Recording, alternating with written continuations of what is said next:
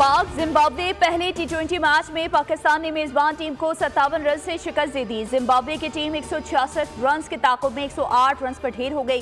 कप्तान सिकंदर रजा 39 और मारमानी 33 रन ही बना सके।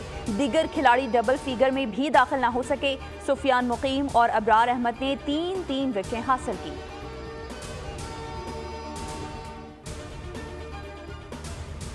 इसहाक डार की मलाइशियन हम मनसब हाजी मोहम्मद बिन हाजी हसन से टेलीफोन पर गुफ्तगू। हालिया सैलाब और मूसलाधार बारिश के बायस जानो माल के नुकसान पर इजहार अफसोस। नायब वज़ीर-ए-आज़म का पाकिस्तान की जानिब से मलाइशिया के अवाम से इजहार यकजहती। वज़ीर ख़ारजा ने इंसानी हमदर्दी की बुनियाद पर इमदाद की फराहमी का इंदिया दिया। दोनों ममालिक का डिजास्टर रिलीफ अथॉरिटीज़ के रवाबित को जारी रखने पर इत्तेफाक।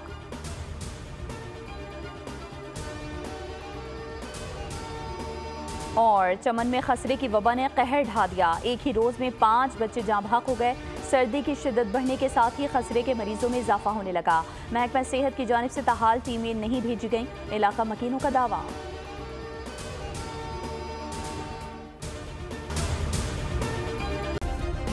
सब्सक्राइब करें और बेल दबाएं ताकि कोई खबर रह न जाए।